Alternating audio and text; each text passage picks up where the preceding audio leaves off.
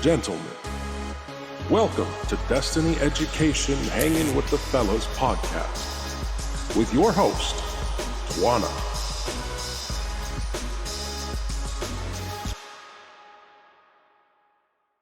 Gentlemen, I would like to welcome you to Hanging with the Fellas today. It's season 2, and we are, of course, filming our episode with our phenomenal best-selling Amazon author, Aliki Samone, who has decided to join us today.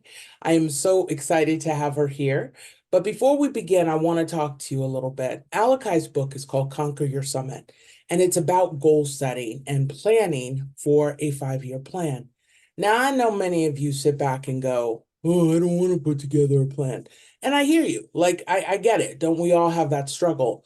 But what really brought this topic to the surface was one of the gentlemen who belongs to a group that I listen to on a biweekly basis had talked about how he had experienced so much loss in his life that he just doesn't plan. Like, he knows he has to take care of his finances. He knows he needs to do this, but he's just not willing to do that. And so one of the reasons I invited Aliki is because I wanted to bring back the hope that so many of you gentlemen have lost. Despite the craziness that you're seeing in this world every day, sitting down and deciding where you want to go is the exact thing that keeps you out of the places where people end up losing their life. It keeps you on a path that's keeping you away from trouble. And so by not doing this, you're causing yourself more harm.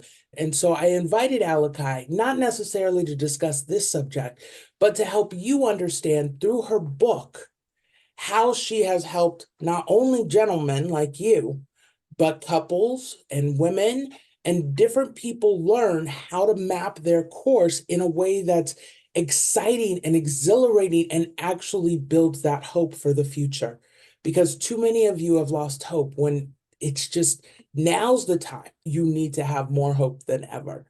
So on that note, Aliki, thank you so much for joining us. We are so excited to have you here. How are you today? Hello, thank you for having me. I am doing well. I'm excited to chat about all the things. What are we going to talk about? Let's have a good conversation. I was taking the time to actually read your book, and I genuinely love what you are doing. I love the workbook. Gentlemen, if you haven't seen it, Aliki has a companion workbook. Got a couple. We can do dual. Goes Got my book. Yeah. So she has the companion workbook that goes with her book. But I want to hear more about what inspired you to write this. Like, what brought this about for you? What's your story behind why you felt this was necessary? Both books, not just the workbook, of course. Absolutely. As a little girl, I was in music. I was doing lots of different things. I studied, went through school. I was really good at math. I figured out what engineering was, and I got to the threshold that so many of us do. We get to the end of high school, let's say, and we've got to make a choice on what we want to do. Apparently at 18, you got to know what you want to do for the rest of your life. Rest of your life, mind you. Exactly. And I had this duality. I had this right brain, left brain situation where I really wanted to go into engineering, specifically aerospace engineering. But I also wanted to do music and go do musical theater and study beyond where I was. I decided, you know what? I'm going to explore engineering. But in doing that, like so many of us, whether it's me saying at 18, I made a choice, or at whatever point in your life, there's oftentimes things that are in the back burner, your passions or a hobby or a friend or family, whatever it might be, taking care of your finances, finding that job you really want. We tend to back burner things all the time. And I made a choice to go into engineering. And then I never really worked on music. I was way too busy. I graduated college. I started my first job. I was like, I did it. Apparently, this is what you're supposed to do. I believe there are many ways to have a career. I chose to go to college and do that, but I'm all for trade school and all this entrepreneur work and the opportunities that are out there today. All for it. But in my case, I went down the engineer route, which means I graduated. I got a job up in the San Francisco Bay Area, designing spacecraft. Then I'm suddenly supposed to become an adult and live life. In doing that, I started to introduce things back in, what hobbies and trying to learn how to make friends in a new area. And, you get into your 20s and you're, okay, who am I? What is life? What do I really want to do? And while this isn't everyone's case, it was definitely mine. I am all over the place. I want to do so many things. I don't necessarily know the path to get there, but I want to figure it out. I needed a way to figure out how I could do a good job at work, how I wanted to excel or where I wanted to go with that. I'm suddenly making some more money. Okay, what do I do with that? How do I handle finances? They don't teach you anything about that in school, unless your family is teaching you. How do I fuel my personal growth? And how do I fuel my health and fitness goals? Or do I want to travel? How do I bring music back into my life? I'm an artist. How do I start doing more art? I didn't know what to do. I needed to create structure in what I did. And at the time, was it the summit method? Was it conquer your summit? Was it, hey, you know what? 10 years from now, I'm going to figure out how to write this in a book and tell people about it. No, it was just something that I needed. I needed to work with my partner, that it wasn't just my plan or my thoughts or my goals. I also had relationships that I was in, and I wanted to grow together. I wanted us to have our goals, or for me to understand his goals and what he wanted, so we could work together as a couple and grow. And so over time, we realized, okay, every year we should go back to our plan. Let's look at 5 years. Let's see where we want to go.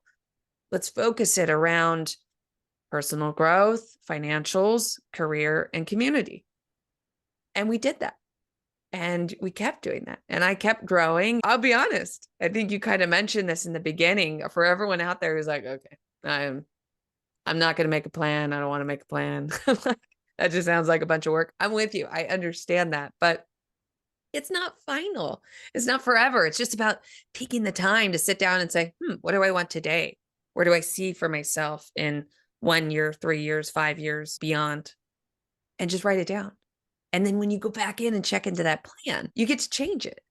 And so, full circle to your question, I was inspired to say,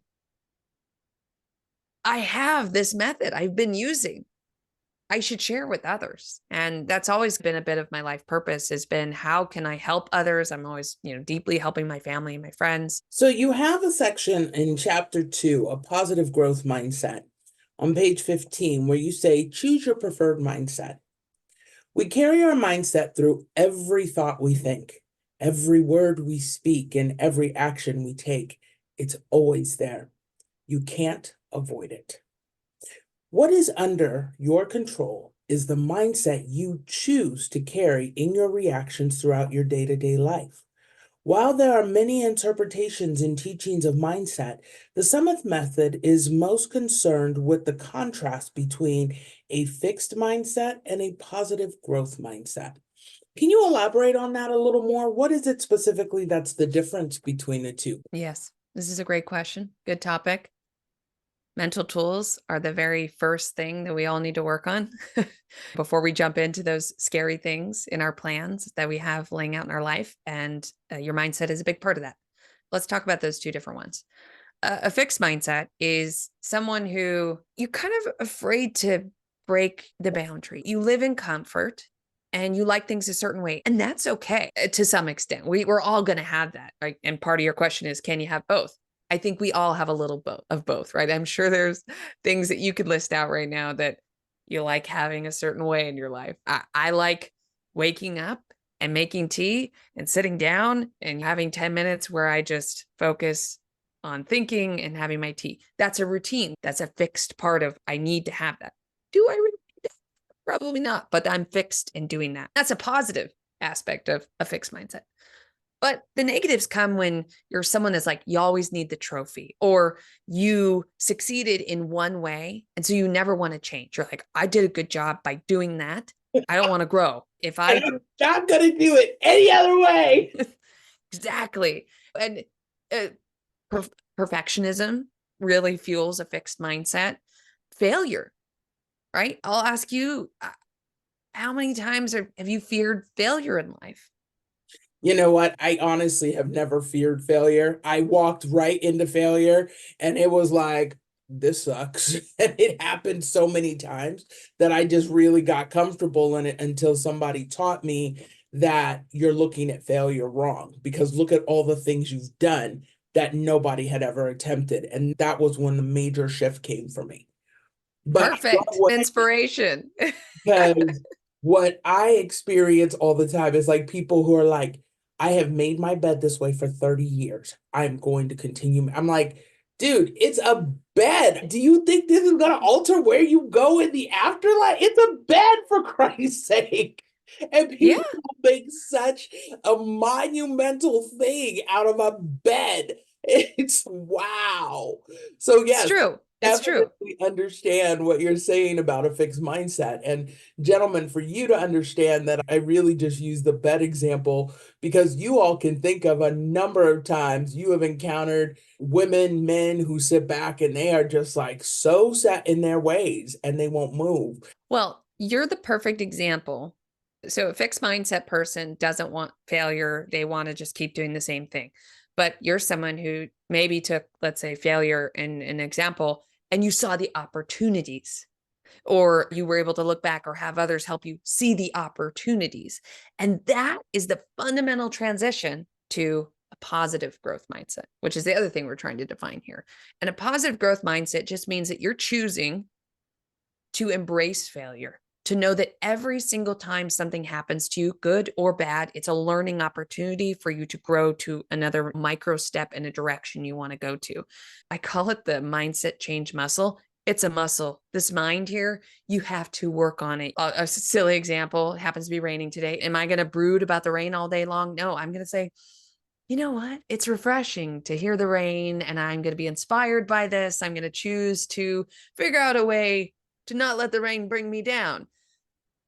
Those are the silly examples to start with, so you can get to the hard things. So you can get to interactions where you realize you're bringing in this negative mindset, you're bringing in a fixed mindset, and you have to actually turn on and try to say, how do I flip this mentality into more of a growth mindset? And those are the two different mindsets that I specifically talk about in the book, about how you have to build those mental tools. You have to. It's actually funny that you mentioned that. One of the things that I learned very early on, I remember being in my early 20s and friends of mine were starting to buy houses. And remember, I was born and raised in San Francisco. And so the Bay Area is hyper expensive. And I was down in the South Bay going to Foothill at that time, and I really wanted to buy a house. But let me tell you, I knew nothing about home ownership. I knew nothing about the process of buying a house. And I remember looking at them and thinking, God, I'm so far behind. And someone came to me and said, let me explain something to you. What looks like you are behind is never, ever what it appears to be. In the end, when they only have one house, you will have multiple. I'll never forget the day I bought my seventh location, my seventh piece of property. And that voice came back. And I realized that part of that positive growth mindset is learning that I never ever compare myself to anyone. And I think too many of us, males especially, look at the Joneses, what's going on at the Joneses, but it's never ever what it looks like. And so that's why I really wanted to touch on that fixed mindset versus the positive growth mindset, is because in a fixed mindset, you're going to constantly compare yourself to other people. You're going to use them as your guide for where you're supposed to be. But how can a one-of-a-kind original, which each one of us are, dictated by our own personal fingerprints, our own artist mark, ever compare to someone else when we have our specific design? And that ultimately is what allows people, when they step into that understanding of the power that they've been given, to realize, oh, I really can accomplish.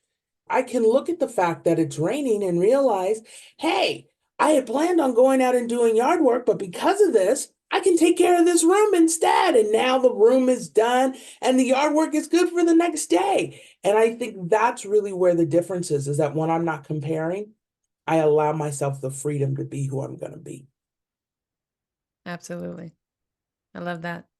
We are all very unique. You are your mind, and it is a superpower, and it can also be detrimental. That your mind is this sandbox of infinite growth and illusion and tearing you down and choosing to bring in that fixed negative mindset or using a muscle to change it. And when you mention how unique we all are, that's immediately what I thought of. And with that uniqueness, we all need to remember just how powerful your mind is and your abilities to use it.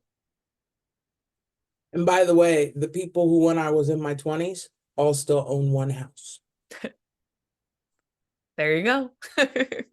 What I loved about this book is that it really sat down and it had these really reasonable and realistic things that we need to think about, things that we don't take into consideration. For example, debt is as important to manage as income, if not more important. There are many types of debt structures, and each has its own way of hindering or facilitating your growth.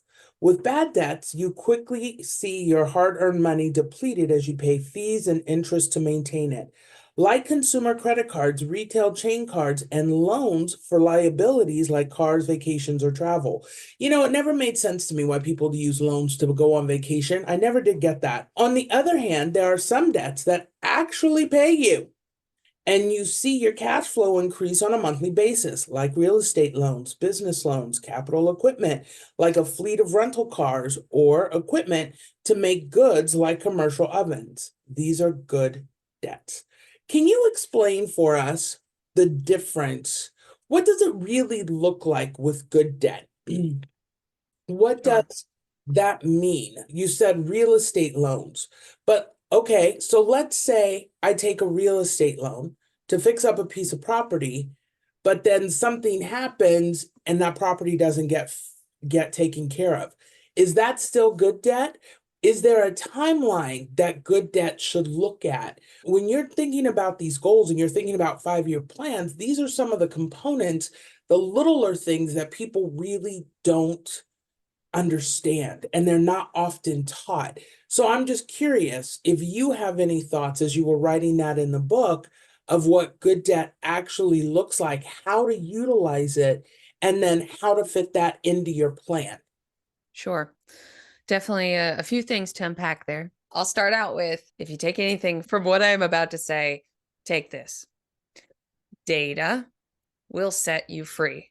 And I can't tell you how often when I'm working with my clients, I can take any situation they're having and coach them through it with simply saying, data will set you free. So let's say you've got bad debt. We know bad debt is taking from us. You've got to work on a plan to get out of bad debt. And a plan is data. It is showing visually that this is when you would get out of debt if you paid this much per month. Can you pay that much per month? Yes, no, yes, great, do that. Now you see when that will end. And when you look at that 5-year plan, or you look at the 1-year increments and you see where your debts are stacked up, you now have real data to inspire you. And every 3 months you look at that and you say, am I making progress? Yes, no. Deep dive into the why. So when I say data sets you free, it's so important to just write down your plan and see it visually, because you can't hide from the data. You can't hide from the fact that maybe you're choosing to not put enough money into getting rid of bad debt, or maybe you really have a situation where you're struggling and you can't figure out how to get out of that debt. This is like the phone a friend, get on the internet. You need to start researching. You need to start figuring out methods that you can get there and getting mentorship and whatnot. But you have to look at that data to see where you need to make changes over time. The same comes with that good debt. You keyed on a certain thing, which is, in theory, plenty of people will say, oh, real estate. There's a lot of people out there who are very successful because they are in real estate, or they're in business, or they're an entrepreneur. And that is hard. That is scary. It's so difficult to look down that road and say, I don't know how to do any of that. That seems really hard. And that comes from a lot of also people having scenarios where they've done it and they have had huge issues or big maintenance problems, or realizing that they did this, go do real estate, and the money doesn't work out. The reason why I still promote that charting out your good debt is something to do is because when you see the data in front of you, it allows you to know when you need to jump in and make decisions or relook at something, right? If you just mindlessly think, oh, I purchased a property, it's over there, I've got a property management, they're working on it. The mortgage gets paid, it's somewhere in a bank account. I don't check it. I don't think about it. I figured out how to make it completely passive and work for itself. There are people out there where that does work for them. But if you had charted out that you had bought this property and you know when tenants are going to move out or how the mortgage grows, you've charted out in time, because sometimes with good debts, they change. Your mortgage changes, your house insurance changes, whatever it might be. And you're choosing not to look at that data ever or see it, you're going to get hit by something and wonder why this happened to you. It happened to you because you chose not to look at the data and see where you were going. And how do we figure out what data we're supposed to utilize at that point? Absolutely. If at a simplest level, sure, you could open a chart up, whether it's a piece of paper or a spreadsheet, and you can put years 1 through 5. I have this in a lot of my templates online that you can grab. If you go to conqueryoursummit.com, www.conqueryoursummit.com/resources, you will be able to download any of the templates that I have for all of your 5-year planning, your 2-year action plans, and your quarterly goals. The middle of the book is planning techniques, where you're going to learn how to actually input a lot of the data around personal growth, financial, career, and community. And then the end of the book is how do you execute? And part of execution is that you can't just write a plan down and think it will magically come to fruition. You have to check in with your plan. You have to visually put it on the wall. You've got to do a bunch of these techniques that I put in the back of my book. Pick a few, and one of them is checking back in with that spreadsheet or workbook or however you like to take in data, because I recognize that spreadsheets scare some people, and that's okay. I'm a spreadsheet girl, but we can come up with other ways that do not inspire fear for you. And yeah, so that's what I'm talking about. Only scary until you start utilizing them. They used to terrify the daylights out of me. Now I absolutely love them, especially when I'm doing a household budget. Whenever there's a cycle that all of a sudden things got out of hand, I would go back to putting everything that was owed back in a spreadsheet and then monitoring how it got paid check after check, because then I knew exactly what needed to be made, what to pay off. So really, spreadsheets are your absolute best friends when you get to the point of overcoming that fear. Because in your mind, it's huge. Like, oh my God, I owe like $10 million. But the reality is like, okay, I owe 70,000. I can knock this out in 18 months, 24 months. And in 24 months, you're back on top again. So they really are your best friend. And so I like that you have those resources available. Thank you. Yeah, I always looking to improve them. So reach out to me and provide feedback. I love that. Also on my website, you can contact me. There's a contact page. Well, that is amazing. So you were telling us, you were sharing with resources on your website about data. How do we know what data points to use? Sure. I'll stick with the real estate example for a little bit here, especially since you had mentioned how sometimes the good debt goes bad, things go wrong. In some of my properties, so I jumped into real estate and I love it, but we also have problems. What's a problem? What's an example of a problem? A tree could fall on a house. You could have a bad tree that you need to take down, which could take, several $1,000s to cut down a tree, depending on where you're at. Vacancies, when tenants move out, you can't find someone to move in. That's a loss. Heaters dying out, HVAC, new roof, you name it, all the things that everyone's afraid of and why going into real estate is scary. But for me, when I build that 5-year plan and I take a property and I say, okay, this is how much it costs to buy it. That maybe this is the purchase price. This is the cash that went into the down payment. Now you see all of your different rents and your cash flow, and you can do the calculations of saying, I can go in there and see that I have a plan to hold this house for 5 years. And that's part of the 5-year plan. I know the the standard market rate of my particular area. So I can use this spreadsheet to automatically calculate the value of the house and how that's going to grow. Let's say it's a 3% appreciation or a 1%. Your area is going to have your own defined appreciation, and you'll see what you'll be able to sell that house for in 5 years. Well, when you sell the house, you're going to recoup, theoretically, that's the whole point of looking at this plan. You're going to recoup the money that you put into it, that original down payment. And then over time, you're not paying the mortgage because your tenants are paying the mortgage. So they're paying down the loan. And now you're selling it for this much up here. And you've got your loan payment, which is now down. And you can calculate your ROI. You can calculate a return on investment. When you have this data plan stacked up for you for this very specific example of real estate, and you suddenly have a vacancy, I'm over here stressing out and freaking out and falling into failure and doing this fear of debt, this fear of investment, this panic that if I don't get a tenant tomorrow, I'm going to lose money and I'm going to have to pay the mortgage. And so the problem is that if I fall into that, I'm falling into a space that doesn't allow me to grow. I'm living in fear. And when I look at the data, I'm reminded that it's not about today. It's not about this month when it comes to good debt, when it comes to a bigger sum of good debt. You're not going to magically see a huge difference in 1 month or 3 months. Good debt is usually pretty big. Maybe it's a $100,000 house. Maybe it's a $500,000 house, but that's going to be a big number over time.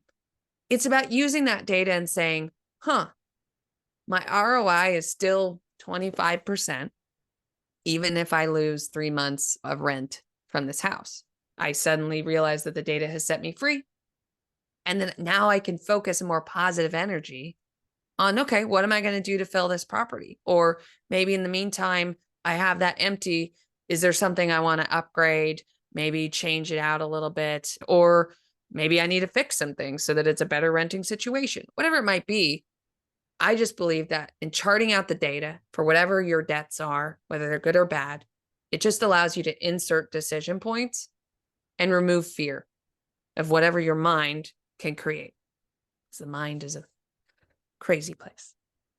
Last question on the book, and then I want to ask you about your coaching. You say on page 156, help, I'm not reaching my goals. One of the things I like that you mentioned in here is you set yourself up for unrealistic deadlines in your progress. This is common in life planning, and you have the power to dive into what happened over the previous months during these check-ins. This will inform you of how you might need to adjust in the upcoming 3 months. How often do you see that people are not reaching their goals and that it's often just a simple pivot that allows them to get on track? I find that the majority of people don't meet their goals in the time that they have allotted it. I think a lot of people do, end up meeting their goals. It obviously depends on what their goal is. Some goals are obviously easier to accomplish than others, but we're terrible at time projections. It's so easy to say, I'm going to get this done by tomorrow. And how many of us that doesn't happen, or this week, or setting really bad time bounds. So that's the main thing there, is coaching people and talking through really taking a moment to set realistic timelines in your planning. And part of realistic timelines is inserting a point of reflection. So I find that if your 3-month check-in comes in, you go through your plan and you realize, oh, I'm not making my goal. Why? I encourage people to go through a deeper root cause analysis on, why aren't you meeting your goals? Is it because you're not putting enough time into it? Why aren't you putting enough time? Are you too busy? Do you need to cut out certain things in your life? Do you need to put more reminders on the wall so that you can't, hide through your day? You're going to visually see that every morning when you walk into the bathroom and brush your teeth. It's there on the mirror. You can't hide from it. That is usually a big part of why I see people's goals changing, is that they just get distracted by life. They forget about what they're really trying to do. They go through the motions and they wake up 6 months later and realize, I've made no progress. And also, I'm not really sure I want to do that anymore because they're just confused. Being diligent about your plans, checking in with them allows you to stay on course and then do micro adjustments of, okay, that's where I thought I was going. I've reached out to a mentor. I see where I might need to correct myself and move a little bit. And you're still charting down the right direction on a goal. Or at any point in those check-ins, that's when you can make the real educated decision on, oh, I'm really glad I went down this path. I'm really glad I tried to become a whatever. I have realized that I don't actually like doing this or want to pursue this goal further. And you learn how to effectively close a door in your life without it creating a back burner. We all probably have those hobbies, passions, goals, dreams that we think, look, I wanted to be a pop star like my whole life. I wanted to be like Lady Gaga, like Katy Perry. I wanted to be on the big stage in costumes and sparkle and just like sing to the world. I am not that person today. But because I never really charted a course to really do that and actually try to go down that path and realize the different pieces to educate myself on, oh, is that really what I want? Or what do I really need to do to get there? Do I want to do those pieces? Instead, you've created this toxic back burner where your whole life you're like, oh yeah, I remember I always wanted to be a pop star, but I never did it. And you feel this emotion that you have to just carry with you. That's what I'm trying to help you prevent. And answering your question is you've got to check in. You've got to put in the milestones. You have to determine where to stay on course, adjust course, or just leave the road and go on an entirely different path and know how to close that door. Because when you do these check-ins and you do the research and you make your plans, you will not have these crazy toxic back burners of regret in your life because you actually knew that was a path you didn't want to do. You accept that, you embrace it. Now, if someone wants to work with you, do you have plans and programs available for that to happen? I do. I do a lot of, it ends up being a bit of accountability coaching, right? Because at the end of the day, a lot of people build these plans and then they don't know what to do or they need help in some of the logistics of getting there. I will coach people through trying to help them either fill out my templates or understand where maybe they need something different for their life. I want to help them see the different pieces they need so that they can write down what they have going on and then help them build in their summit event, which we haven't really talked about, but the book itself goes through mental tools, planning techniques, and execution habits. And the entire summit method is based around focusing and sitting down and doing your summit event. So basically what I do with my one-on-one coaching is I sit down with people and help them through their summit event, which is a defined agenda of how you get your current state written down. You do a bunch of mind maps and tools to write down your 5-year plan, your 2-year action plan, and your quarterly goals. And then you commit to 1 to 3 execution habits leaving that summit event. The summit event is where you are choosing to take the time to say, I'm going to do this. I'm going to pick a whole Saturday or a whole Monday, and I'm going to sit down and make my plans, make my 5-year plan. If you don't have a whole day, a half day. If you don't have a half day, you're splitting that up for maybe 5 days in 1 week. But this is not something you're like, oh, over the next 6 months, I'll figure out my 5-year plan. No. If you're going to do this, if you're going to want to come coach with me, I want you to be dedicated and excited, and you want to make big changes in your life. And those are the kind of people I work with, and I try to help them through their summit event, which on my website, if you go to my contact right now, that's the best way to reach out to me. If they come to you any other way, that it's a waste of time. And when you waste my time, you waste my life. And so I don't really appreciate that. So I understand completely. Gentlemen, if you really want to get this moving, quit standing in your own way and making things take longer than they need to. It's just a huge symptom and sign of fear. So anybody who wastes anybody's time doing that, yeah, you're just not ready. And so don't be surprised when doors close, because that's how it goes. You're right. And if you're really excited to jump in and say, okay, let's see what the summit method is and maybe how it can help you. I will say we all learn differently. We all engage differently. Yes, there is a book out there, whether you're a digital reader or a paperback reader, it's there. But for all of my listeners out there, for all of my audiobook friends, I just finished recording the audiobook and it is going live in May. So coming very soon for those of you who are like, look, I ain't got time to read your book. In May, as long as everything works out with all the publishing right now, you're going to be able to sit in the car and listen to some of these techniques and decide if the summit method is for you. And my goal is that the summit method is theoretically for everyone. But yes.